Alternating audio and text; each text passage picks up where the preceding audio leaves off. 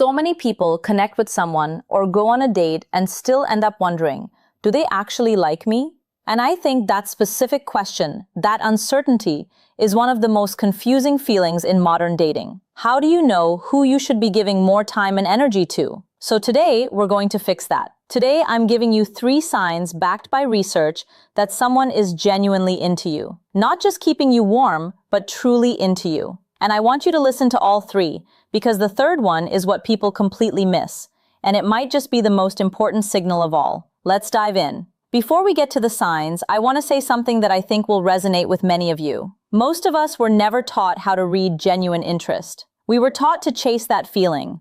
The butterflies, the rush, the hot and cold. We mistook intensity for interest. But intensity and genuine interest are not the same thing. Intensity burns out fast, whereas genuine interest builds over time. And one reason people stay confused in the early stages of dating is because they are looking for the wrong signals. They're waiting for grand gestures, constant texting, or for someone to just say the words. In the meantime, they're completely missing the quiet, consistent, real signals that actually matter. So what I'm sharing today isn't a checklist. It's a shift in how you read people. Because once you understand these signals, you can stop second-guessing. You can stop over-analyzing the text they sent at 11 p.m. You can stop asking your friends, but what do you think they meant? You'll just know. Alright, let's go. Sign number 1. They protect the time they spend with you. Now this sounds really simple, but I want you to really hear it because there's a nuance here that changes everything. Anyone can make a plan with you that costs nothing. What tells you something real is what they do when keeping that plan becomes inconvenient. Research on what's called investment theory, developed by psychologist Carol Rusbult, shows that the more genuinely interested someone is, the more they invest in maintaining that connection. And investment isn't just about money or gifts. It's about the resource people guard most fiercely, which we know is their time. Someone who is genuinely into you doesn't casually reschedule you. They don't put you at the bottom of their priority list. They don't leave your plans vague so they can see if something better comes along. Now, we all know life happens. People get sick, work gets crazy. That's not what I'm talking about here. I'm talking about the pattern. The pattern of someone who wants to see you is that they make it happen. They follow through. And when something does get in the way, they're the ones reaching out to reschedule. They're not leaving you wondering if they're still interested. The rule here is this. Pay attention to who shows up when it's inconvenient, because that tells you everything.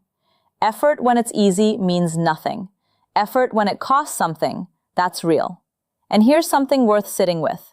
If you're always the one initiating, always holding the plan together, always making it easy for them to show up, that's not connection. That's you doing the work for 2 people. And you deserve someone who does their half. So watch for the follow-through. Watch what happens when life gets in the way. That's sign number 1. Sign number 2. They remember the small things. This one's backed by some really interesting research. Studies on romantic interest and attentional focus, including work published in the Journal of Experimental Social Psychology, consistently show that when someone is genuinely attracted to you and interested in you, their cognitive attention shifts toward you. They pay closer attention. They retain more. They notice the details. In plain language, that means when someone likes you, they listen differently, because they genuinely can't help it. You have their attention in a way that other people don't. So what does this look like in real life? They remember that you mentioned your sister's wedding is coming up, and they might ask you about it. They remember that you said you were nervous about something at work, and they follow up. They recall the thing you mentioned in passing 2 weeks ago that you'd completely forgotten about. Now here's the thing I want you to understand about this sign, because I see people dismiss it all the time. People say, oh, that's just a good memory, or they're just being polite. No, there's a difference between being polite and being present. A polite person asks how you are. A genuinely interested person asks how that specific thing went, the thing you told them about, the thing that mattered to you.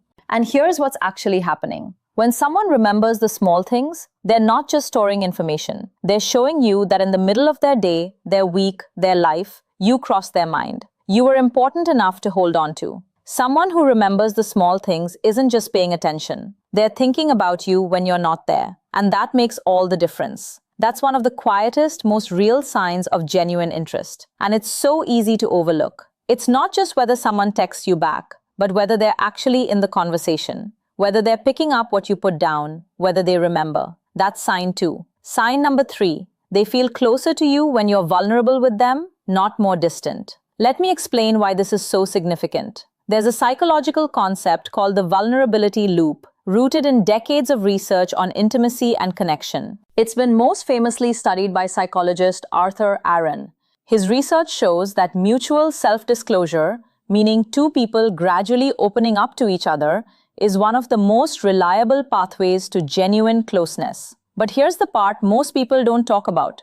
The response to vulnerability is a real test, because opening up to someone is a risk. Every time you share something real, something uncertain, painful, or exposing, you're essentially handing someone a piece of yourself and waiting to see what they do with it. And what a person does in that moment tells you almost everything about how they feel about you. Think of it like this. Vulnerability is like handing someone something fragile. Someone who doesn't care will put it down. They'll change the subject, make a joke, get uncomfortable, and pull back. And you'll feel it. That subtle shift where you realize, I just opened up and somehow I feel further away from them than before. But someone who is genuinely into you will hold it carefully. They'll lean in. They might share something of their own. And they'll make you feel like opening up was exactly the right thing to do, because the conversation gets deeper, not more awkward. When the right person sees the real you, they don't pull back. They move closer. Now, I want to be clear. This isn't about dumping your trauma on someone by the second date and seeing if they stick around. That's not what I'm talking about. I'm talking about the natural moments of honesty that happen as you're getting to know someone. The moment you say something genuinely true about yourself, your fears, your past, what you want, what you've been through, and you watch what they do next.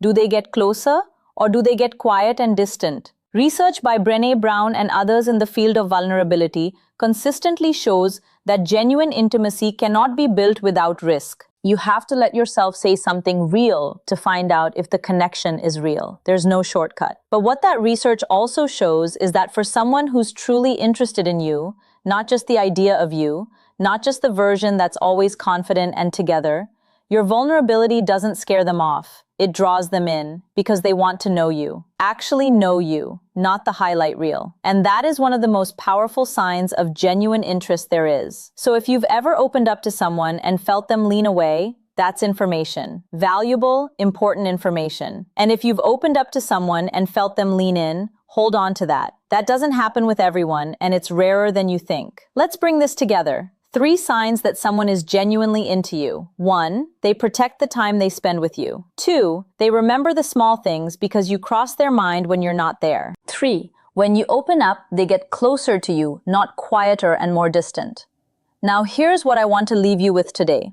And this is the part I want you to write down, screenshot, or send to someone who needs to hear it. You should never have to try and force certainty about someone who makes you feel uncertain.